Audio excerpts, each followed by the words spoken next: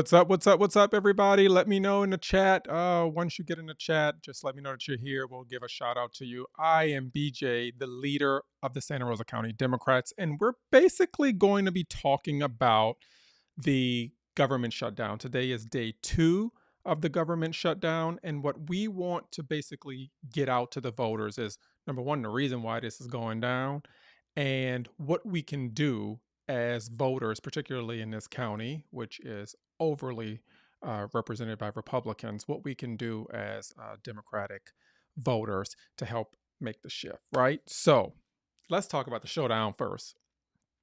I called it a showdown. Maybe that was a Freudian slip. The shutdown. So they don't have the votes. In the words of Alexander Hamilton and Lin-Manuel Miranda, you ain't got the votes, son. So in order to get something to pass in the Senate, they have a rule that says you have to have cloture, which means you need 60 votes in order to move a piece of legislation to a general vote by the entire Senate body. You need 60 votes to do that, and the Republicans don't have the votes. So when you don't have the votes to put forward a piece of legislation that you want to see move forward, what do you have to do? You have to go to the other party in order to see, okay, how can we compromise in order to get enough votes to meet cloture or to meet the 60 vote filibuster threshold. Okay. So they don't have the votes and they're like, and we not coming to y'all to get the votes. So I don't know how they plan on getting these votes. I'm not sure how they plan on doing it. But if you don't have the votes, you can't say vote for my bill, vote for my spending bill. Even though I didn't consult you about it, I don't care actually what you think about it. I just want your votes and you need to give them to me. Otherwise, we shutting down the government. That's literally what Republicans have said. They've said, take this bill or leave it. And the Democrats are like, there are a lot of parts of this bill that we do not like. We are willing to vote for it, but the only way we're willing to vote for it is if you put the funding back into Americans' healthcare payment plans. So they're like, no healthcare, no vote. I don't see what the big deal is. Honestly, for me, I don't see what the deal is. No healthcare, no vote. That should be the messaging going forward. It's plain and simple. If you do not fund the healthcare plans of everyday working Americans, you don't have the votes to pass it. And so we are where we are. So we need to ensure that Democrats basically want to make sure that Republicans don't defund Medicaid programs, that they don't defund Medicare programs, that they ensure that the subsidies that help prop up Obamacare so that people who maybe not get insurance through their employers, to make sure that those subsidies still remain in place so that people who are caught in that coverage gap maybe make too much to qualify for Medicaid but don't make enough to be able to afford private health insurance on the private market. They can go to the Affordable Care Act, otherwise known as Obamacare, and get subsidies that way. They're basically saying you're not cutting Americans' health care in order to give billionaires $1 trillion tax cut. It's not happening on our watch. So y'all got to figure out how y'all going to get the votes. Because what we're not going to do is cut Americans' health care to give billionaires $1 trillion tax cuts. We're not doing it, and you need 60 votes to pass this. And you don't want to come to us to negotiate. But you need 60 votes, and you don't have 60 votes. I digress. There's also this misnomer. Republicans, and when I say they, I mean Republicans. Republicans are really trying hard, y'all. They trying to make sure that the American people turn against each other. They are really good at that. Really, really good. They messaging, if I'm going to be honest with you, they doing way better than the Democrats. What they're basically trying to trot out to the American people is to convince everyday people to turn against their neighbors. None of us knows the status of the people that we surrounded by, whether you're a citizen, whether you're a green card holder, whether you are here undocumented or not. Like, we not walking around. The everyday person is not walking around looking around to see who got a blue passport. And let's just be clear, a lot of y'all who are American citizens don't even have passports. So that's a whole nother thing. But We don't walk around thinking, who's got the green card, who's here on temporary protected status, who's here seeking asylum, who's here completely undocumented.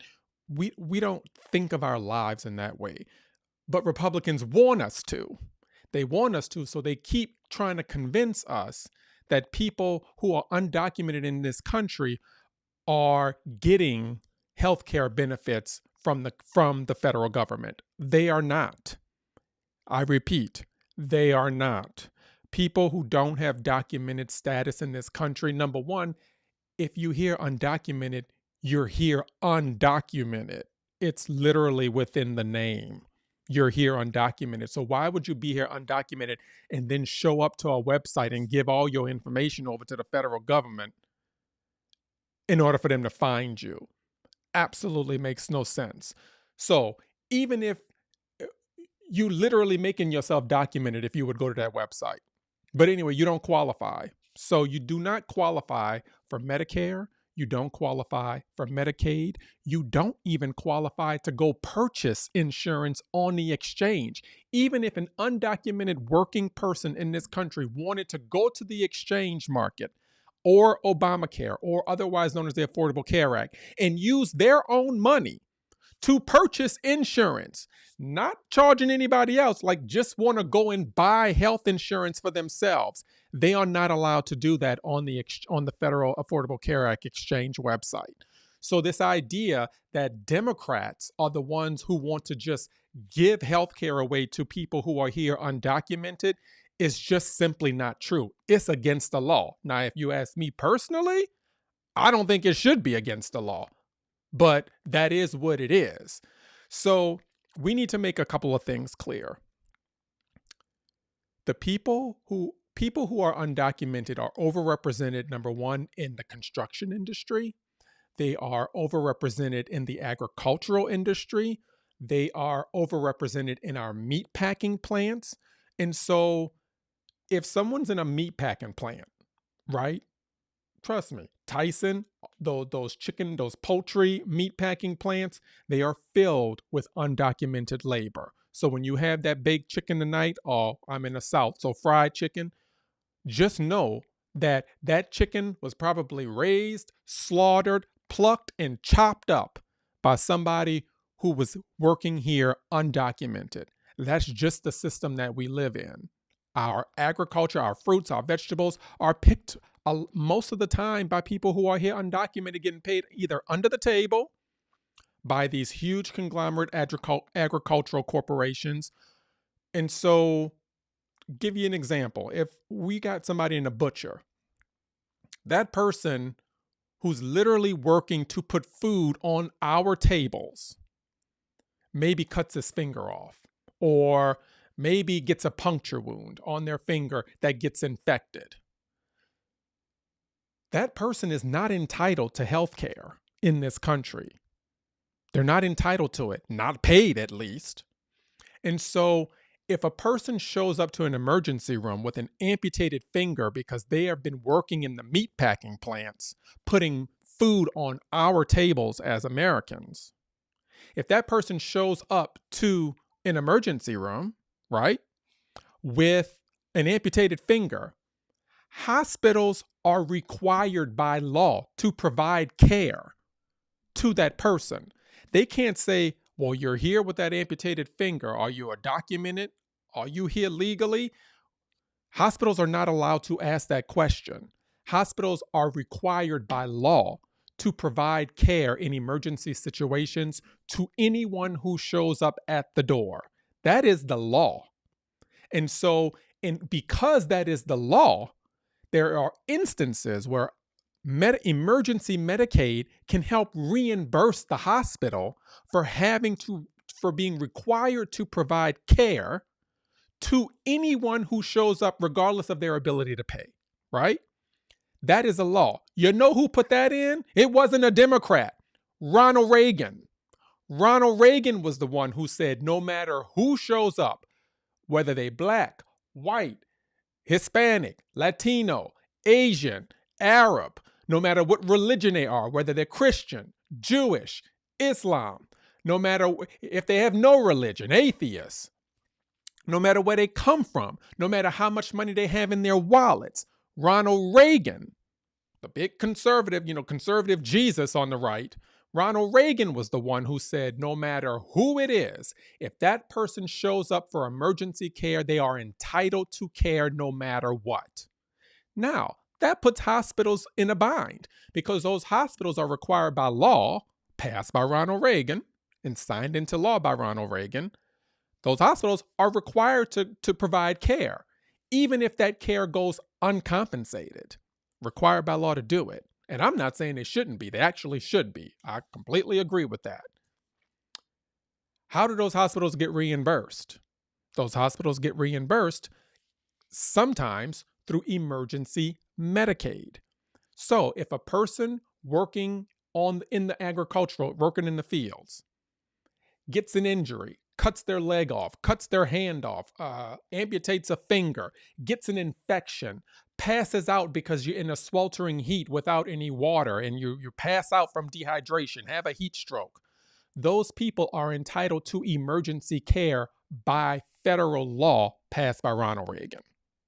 So the idea that Democrats are running around the country handing out checks, healthcare checks, to people who are working undocumented in this country is an abject lie. They know it's a lie. But what they also know is that it is easy to pit people against one another.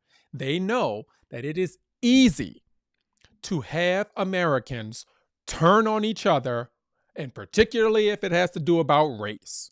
All you got to do is inject a little race and culture in it, and people will go fighting with one another, blaming each other for the reasons why they don't have the things they think they deserve.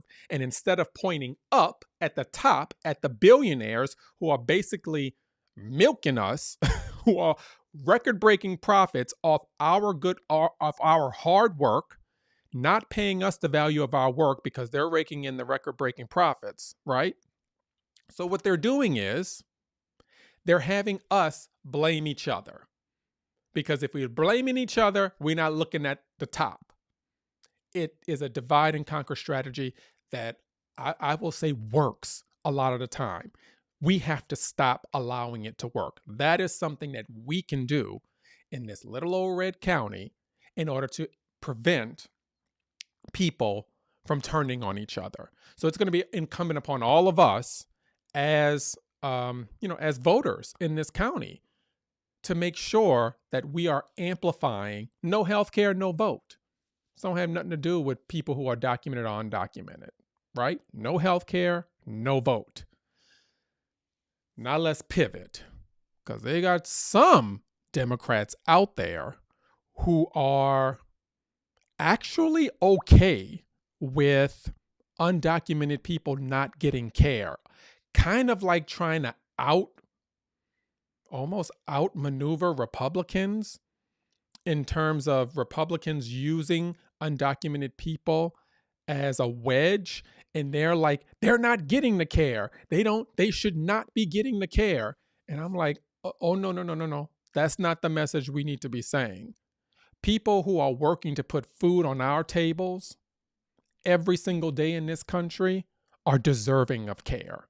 That is where we stand as Democrats. And I won't apologize for it. I speak to people's humanity just on a moral standpoint. If you have someone out in the fields picking the strawberries, picking the bell peppers, picking the onions and the potatoes and the sweet potatoes if you're on a diet, those people, if they are in this country working their tails off and suddenly develop a heat stroke, they are entitled to care. And that is the position of the Santa Rosa County Democratic Party, that they are entitled to care. Now, we would have to pass legislation in order to make sure that that happens. Because as of now, as I said, these people are not entitled to any form of health care, whether it be Medicaid, Medicare, or the subsidies through Obamacare. They're not entitled to it. I think they should be entitled to it. I think if you're working hard in this country, putting food and feeding everyday Americans, feeding your children, the school lunches, are a lot of that food comes from soybean, comes from Well, they don't even have no fruits and vegetables in school lunches anymore. Maybe they do. I don't know. Your salad bar, probably. That salad bar most likely is came from the hands of an undocumented worker, right? So my thing is, they do deserve it. So we as Democrats should not be going out on the news trying to outdo Republicans in the cruelty. I think that's unacceptable. That being said, we need to make sure that the lies that the Republicans are telling don't circulate the world 10 times and the truth barely gets heard. Again, the truth is no health care, no vote. They don't have the votes and they need 60.